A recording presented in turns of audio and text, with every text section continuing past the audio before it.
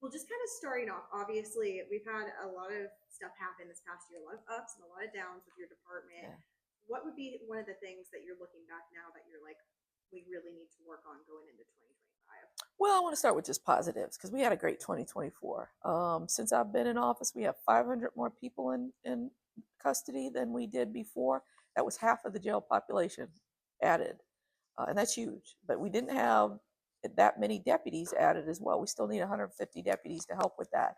But even given those odds and that burden, I'm so proud of the men and women of this department for stepping up and taking on everything that I've asked them to do and that this community's asked them to do. So I'm grateful for 2024. And this has been a moving year for us where we are moving forward into what I ran for sheriff for, which is to we're trying to have rehabilitative services for the people in our custody. And that's how you help to drive down crime and have a safe community. So we've done all that and put those systems in place. We're working on complying with the consent decree. I want to go through all of that with you. You're going to have ups and downs. This is a mini city that we run. We have a power plant, food, warehouse, a jail. We house people, medical, mental health care, pharmacies. It's a huge operation. And 700 employees. And you're going to have some ups and downs when you've got that many jobs to do and that many people doing them. But the story of OPSO is a very hardworking agency, and I couldn't be prouder of the men and women of this department. And so, from this last year, what would you say you guys have learned the most? That when they've embraced the mission, so they didn't really understand the whole mission, what we're trying to get to, but what we're trying to do is make the city overall safer. And so we have so many people cycle through this jail. We have an opportunity to do something about them. Addiction is a big issue in this community. We know from the overdoses on the street, and it's the same that when they get into the jail, we're having to medically assist them with detox. That's a big part of what we do now. That's what I ran for sheriff for, that rehabilitative work. We're assessing people now, see what are their needs, educational, job skills, mental health. And we're working on that now and getting them to better programming. So, and getting them back to their families and reunifying these families, because what we know about families are that if they have a parent in jail, they're 7 times more likely the child is going to come as well. So we're trying to actually not just help this generation, but the next one. So really make our city safer. This is what I ran for, and to deal with the mental health issue. We're the largest provider of mental health in the city and one of the biggest in the state. And so we want to get to a better result for mental health. All you got to do is drive up and down Broad Street or under Tchoupitoulas or West Bank Expressway, Claiborne, Broad Street. You see it all. So that's what we're trying to affect. Oh, oh yeah, that's right. That's right. That's right. So, for this year, what would you say were some of the downs that you guys did have to face? Well, we've had to deal with a number of issues. We still have to comply with this consent judgment. And the biggest driver of the consent judgment came into being about medical and mental health care in the jail. We got a new provider now to upgrade that. It's also about violence in the jail, violence between deputies and those in our custody and those in custody against each other. So that consent decree started in 2013.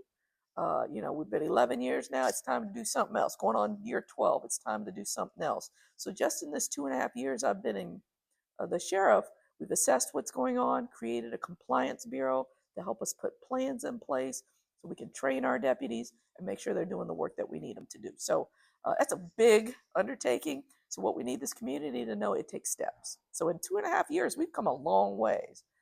And so we've gone from 60% compliance to 70 something, substantial compliance, and we went from 11 non-compliance down to 9, and that's going to continue to fall.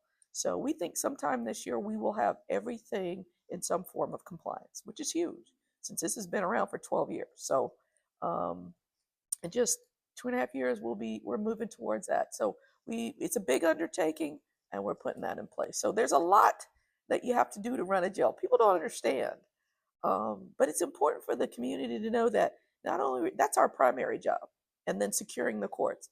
The courts are fully back. We take almost the entire jail population over there every month.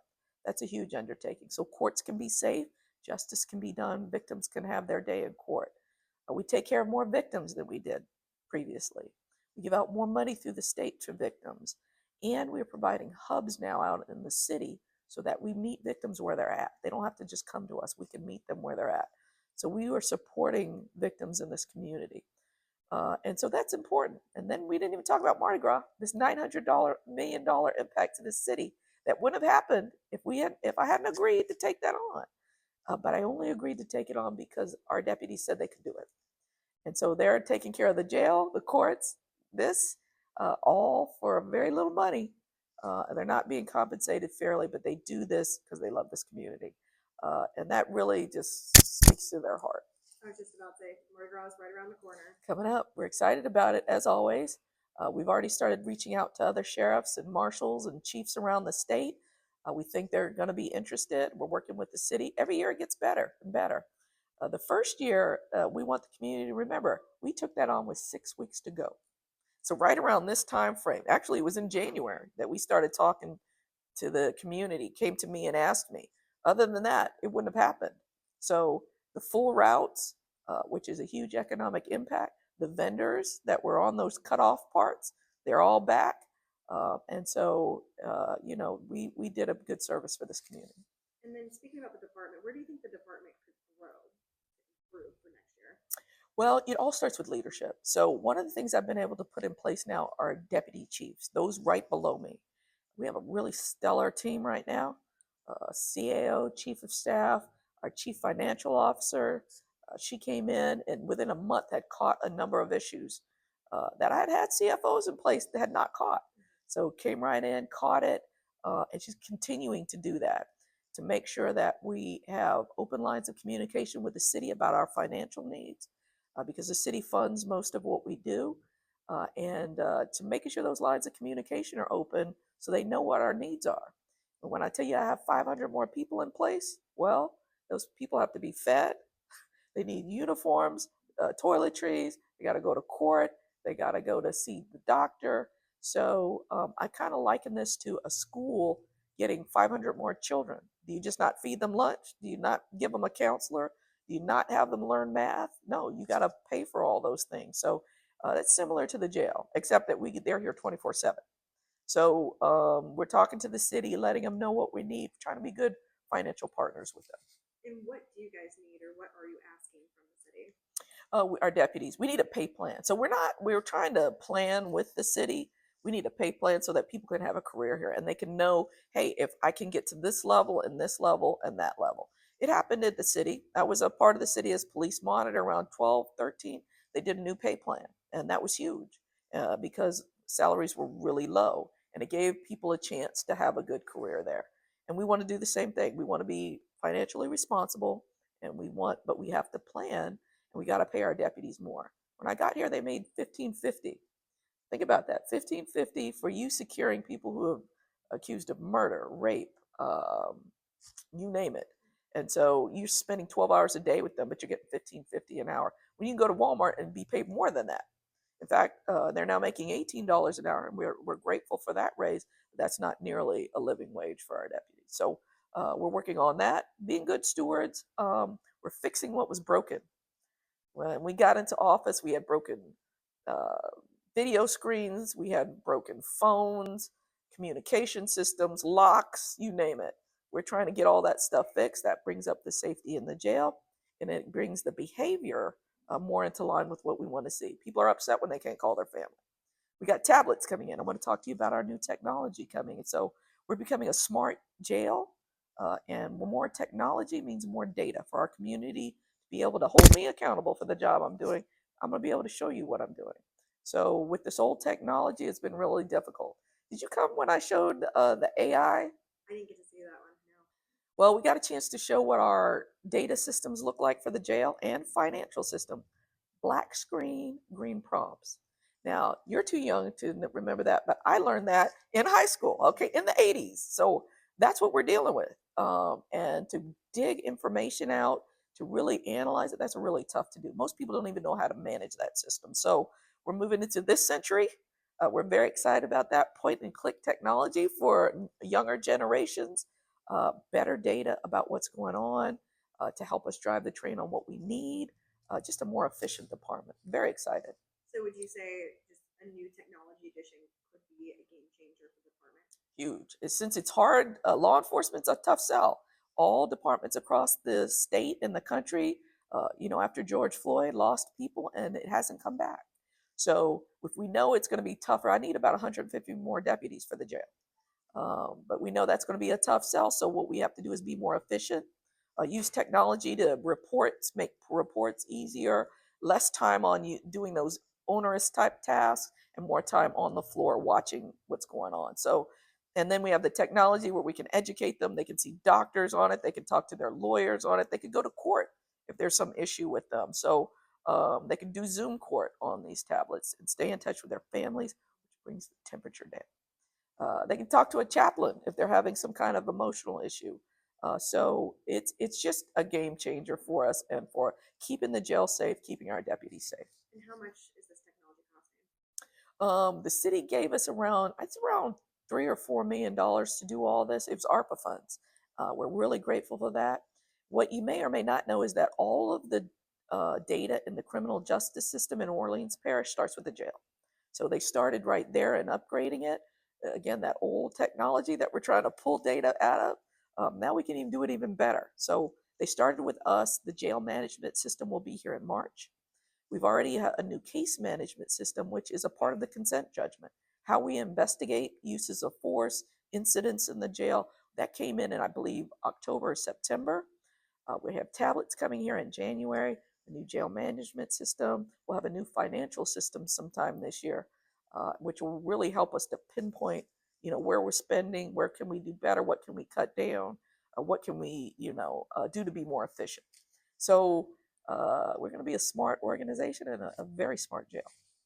And then kind of going towards the financial part, obviously, just last month, that's right, an employee a couple actually, were able to defraud the department. That's right. What is the steps being taken now to make sure that doesn't happen again? Well, it started with our new CFO coming in. Decades of experience in this type of governmental finance, looking at systems, putting controls in place. And so I had a couple CFOs before that, but she got in here and found something right away. I think within a month of even getting into office. So that tells you about her experience and just her level of expertise. And that's what we needed. And so she's all over the finances. The reports I get now with her, incredible. We didn't have that before. So we've upgraded our leadership, because it all starts again with leaders, and then that trickles down to lower level supervisors and to those doing the work on the ground. So we caught it ourselves. We'll continue to put those controls in place and just really watch. So, but you think about, again, we have a mini city here, 700 employees. In every organization, something's going wrong. People do things. The key is that you have systems in place to catch it, and that you learn from each issue, and then make sure you put more systems in place to prevent it in the future. That's what we're doing. I've been covering City Hall since I've been here about 2.5 years. Yeah. I've seen your budget. Yeah. Means a lot of the times council members are, I think, one of the biggest complaints. They're bringing up brass, saying, why don't you use the same program that the city does? Since a lot of city money goes to the department. Right. Have you thought about changing that since this? Yeah, because we've talked to them about it a lot. The brass does not meet our needs. And I want to remind you, I used brass as the police monitor. Not an easy technology to use. I didn't think it was super efficient, but what we told the city is that we're going to put out for a new new finance system. We have to do that by law because of what it costs. So we're going to follow the law and put it out there. And the brass folks should bid and show us that they can do all the things we need to do. I have to have an inventory of our kitchen warehouse so that we know when we're running low on something, because they cannot do without hygiene products or food or anything in the jail. Water, if the water systems go down, we've got to have water in place. So we need something that has an inventory system and tracks all that we do. And I put that in a letter to the city council and showed them it doesn't meet all those needs. So if they bid and they show us they can do that, they'll be evaluated as well. And the city's innovation department is going to sit on that committee that picks our final vendor. So they'll have a chance to be in place. That's all I can do. We got to have something that works and fixes a lot of issues for us. So brass doesn't do that. Yeah. So we're just trying to get a system that meets our needs. And then when it comes to understaffing, why do you think the department has struggled with that for so many years? salary, plain and simple. If you go into a jail and deal with folks, increasingly the population is folks who are committing violent acts, and you got to deal with these people 12 hours per day.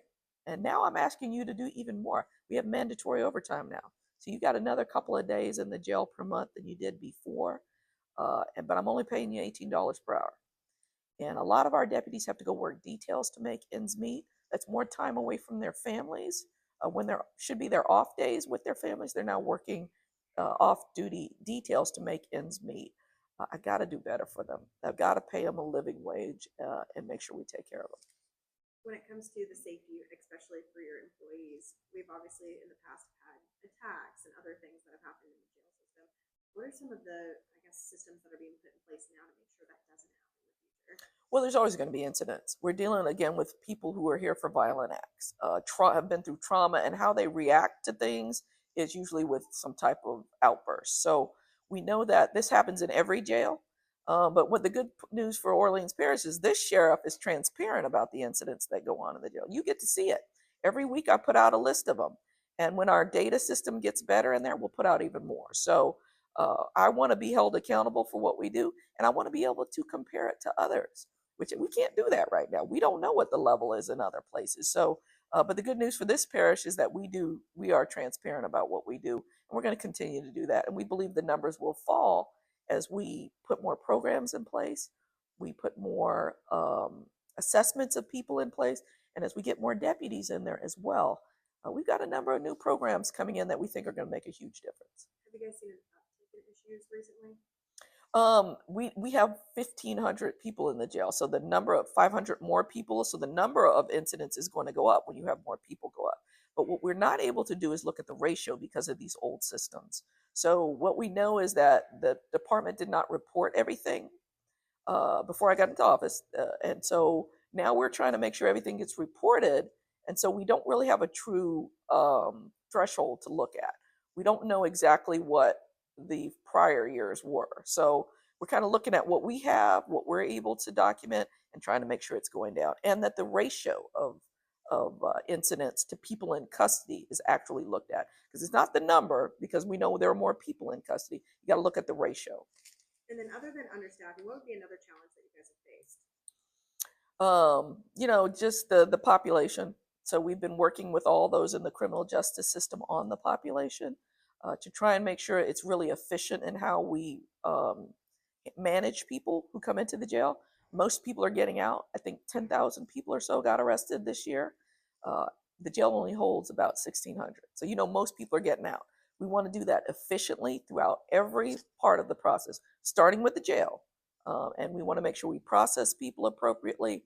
When the court order comes for them to get out, they get out quickly. But all along that way, we want to make sure it's done efficiently.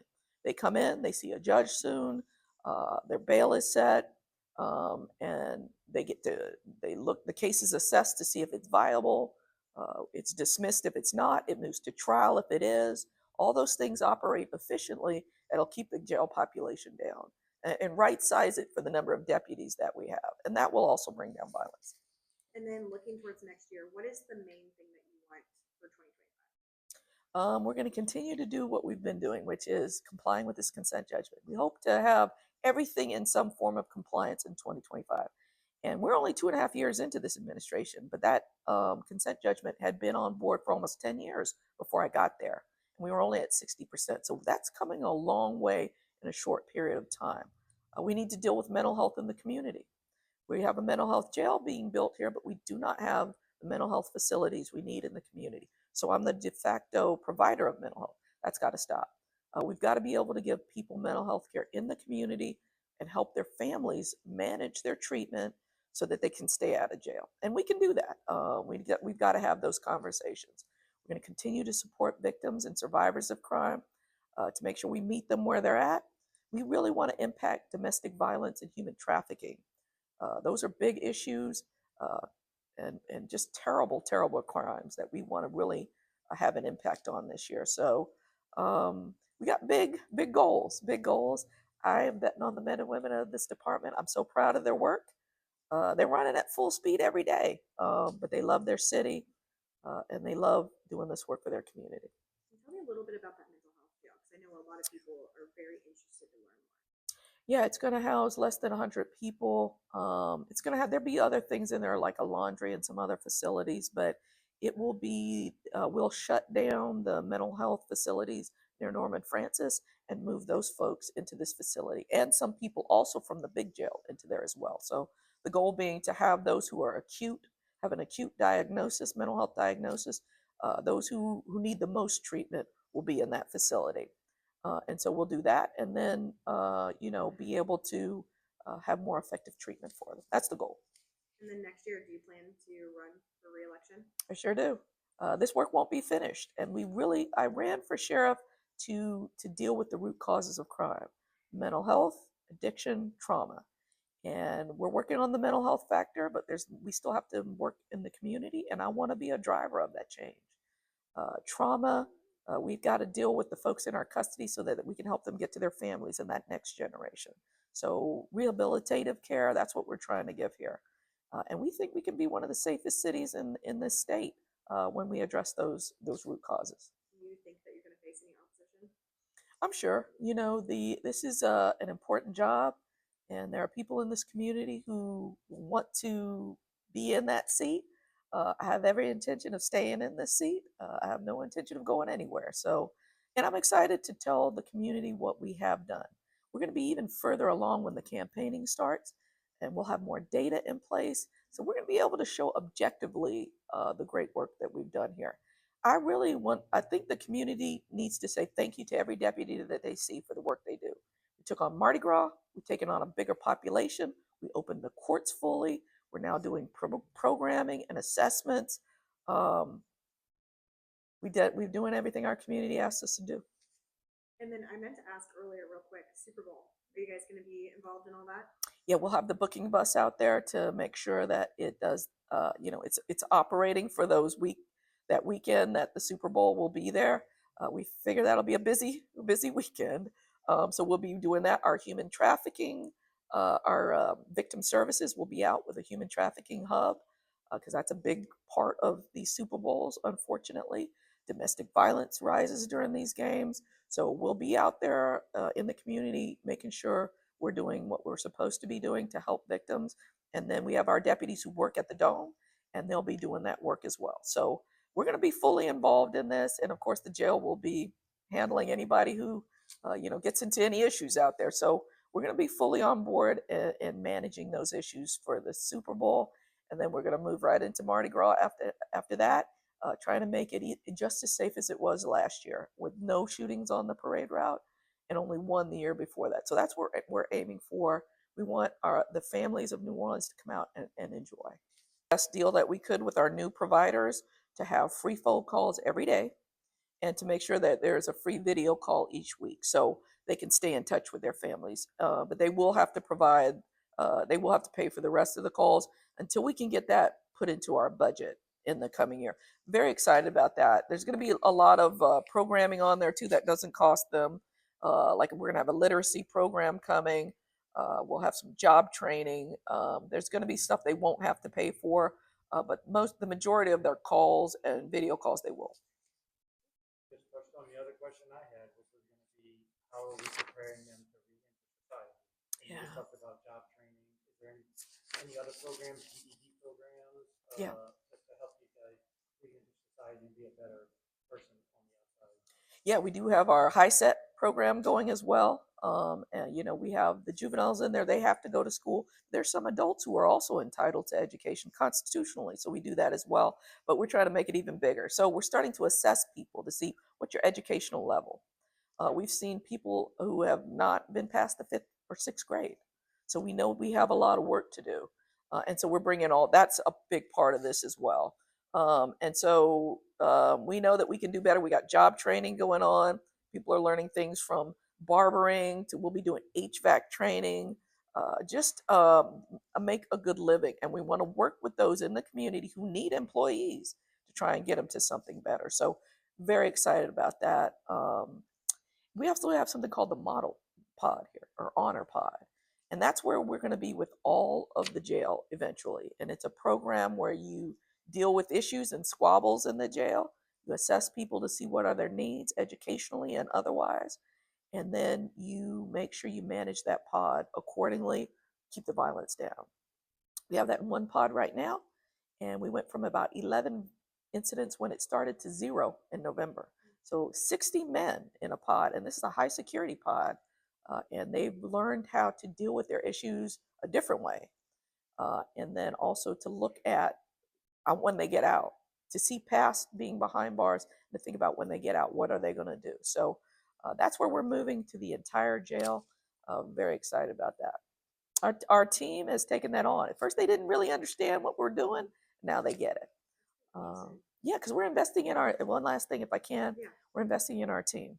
Our training academy just got accredited by the American Correctional Association. We're the only sheriff's department in the state with that for their training academy. And we're going to move to the jail next. And that takes years to do, but well, we're going to get the jail accredited as well so that we know that we're meeting all standards. By doing this, we're investing in our employees. All the hard work I talked about and all they've taken on, now we're investing in them in better tools, de-escalation, how you deal with issues, using force appropriately, planning it so that you don't have to, our deputies get hurt too when force is used. So just making it a safer environment for them, more control for them. And 70% of our deputies are women in the jail. So better tactical training on how to manage a largely male population. So I'm supporting their safety first, and that's going to make the jail safe.